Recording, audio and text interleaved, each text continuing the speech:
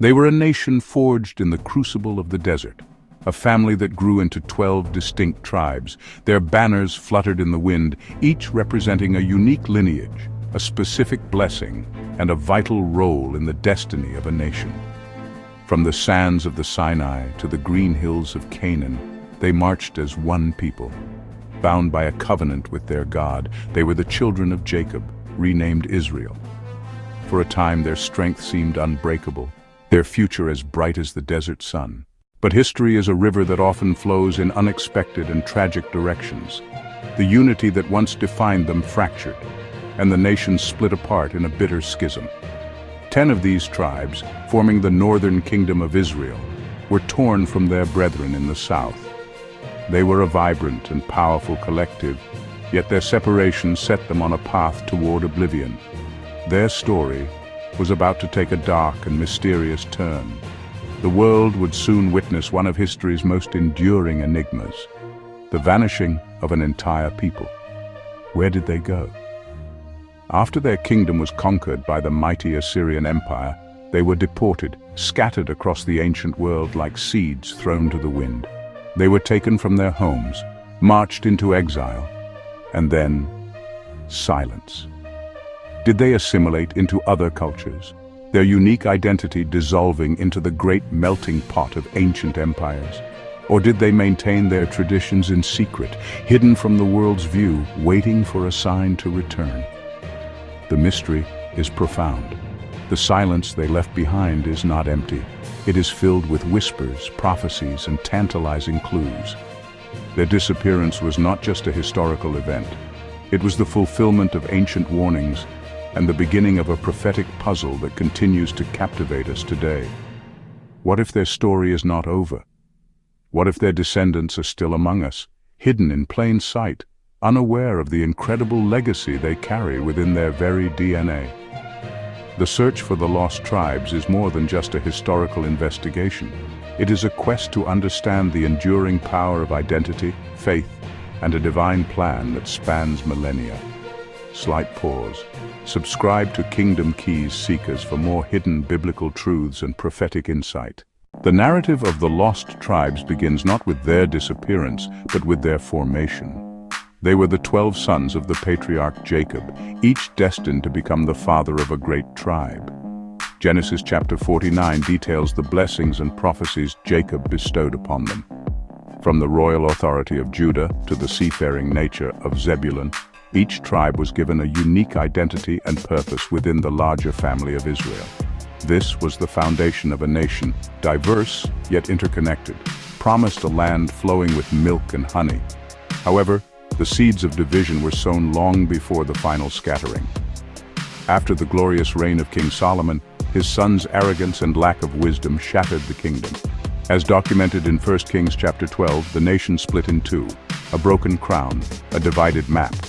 10 tribes rebelled and formed the northern kingdom of Israel. The tribes of Judah and Benjamin remained loyal, forming the southern kingdom of Judah. The northern kingdom, despite its strength, strayed from the covenant.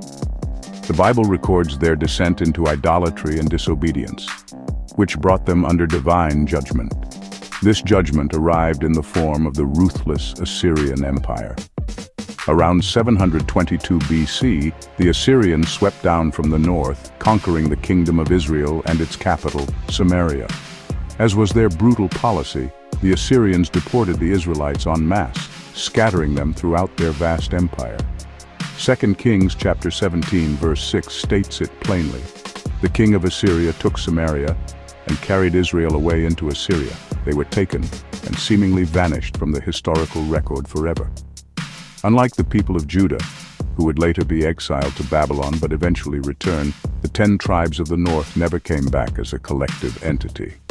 They were scattered to the four corners of the earth, a phrase that resonates with prophetic weight. The question of their fate became one of history's greatest unsolved secrets. This prophetic hope has fueled an incredible centuries-long search. The theories are as vast and varied as the lands to which they were scattered. Some traditions point to the Beta Israel of Ethiopia, others look to the Bene Israel of India, and the B'nai Menashe of India. More controversial theories suggest links to Native American peoples, or even to nations of Western Europe through British Israelism. The New Testament itself speaks to this ongoing story. In James chapter 1, verse 1, the apostle addresses his letter to the 12 tribes which are scattered abroad. Jesus himself stated that his primary mission was to the lost sheep of the house of Israel. One of the most well-known groups is the Beni Israel. They've lived for centuries near Mumbai. For centuries they worked as local oil pressers. They observed the Sabbath. Further east in Manipur and Mizoram live the Bnei Manasseh, sons of Manasseh. Their oral traditions are incredibly specific. They claim descent from the tribe of Manasseh, one of the 10 tribes exiled by the Assyrians. In 2005, the Sephardic chief rabbi of Israel recognized their claim. Thousands have since journeyed from jungle homes in India to settlements in modern Israel. One of the most widespread and controversial theories points west. This idea is known as British Israelism or Anglo-Israelism. They became the Scythians, who eventually settled in the British Isles in northwestern Europe. Proponents point to multiple arguments: linguistic similarities, heraldry comparisons. But mainstream scholars reject the theory. They say the linguistic links are folk etymology. The historical narrative lacks credible archaeological or textual evidence. And extensive DNA studies show no major Middle Eastern ancestry replacing European populations. At its very core, it is a story about the faithfulness of God. One of the most powerful prophecies is found in the book of Ezekiel, chapter 37. He is told to take 2 sticks and write on them, one for Judah, the other for Joseph, representing the 10 tribes of Israel. God then instructs Ezekiel, join them one to another into one stick, that they may become one in your hand. The 2 kingdoms, which were violently torn apart centuries earlier, would one day be miraculously reunited. They will become one nation again in their own land, under one king. The importance of the lost tribes echoes through the words of Jesus Christ. He declares, "I was not sent except to the lost sheep of the house of Israel." Lost sheep refers to the scattered northern tribes. By taking the gospel to the ends of the earth, the disciples preached where the 10 tribes had been scattered and assimilated. The Messiah's message would reach descendants who'd forgotten their identity, calling them back into the fold. The ultimate significance of the lost tribes is found in the final book of the Bible, Revelation. John hears the number sealed: 144,000, 12,000 from Judah, 12,000 from Reuben, 12,000 from Manasseh, 12,000 from Joseph. Heaven's explicit naming is a thunderous declaration. God knows who they are and where they are.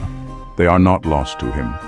Their story, formation, division, scattering, and prophesied regathering, is humanity in miniature.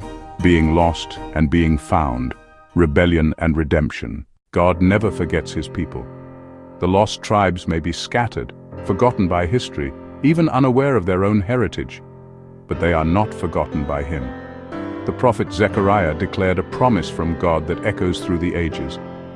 "I will whistle for them and gather them, for I have redeemed them." A promise of a divine call that will resound across the globe. A call home for the scattered children. Their story is not over. Its final chapters are yet to be written, and they may be unfolding in our very lifetime. Do you think the lost tribes are still among us, hidden in plain sight within the nations of the world? Could their descendants be our neighbors and our friends, or even ourselves? The story of the lost tribes is, in the end, a story of hope. It reminds us that no one is beyond the reach of God's call, and that everyone has a potential place in his incredible unfolding story of redemption.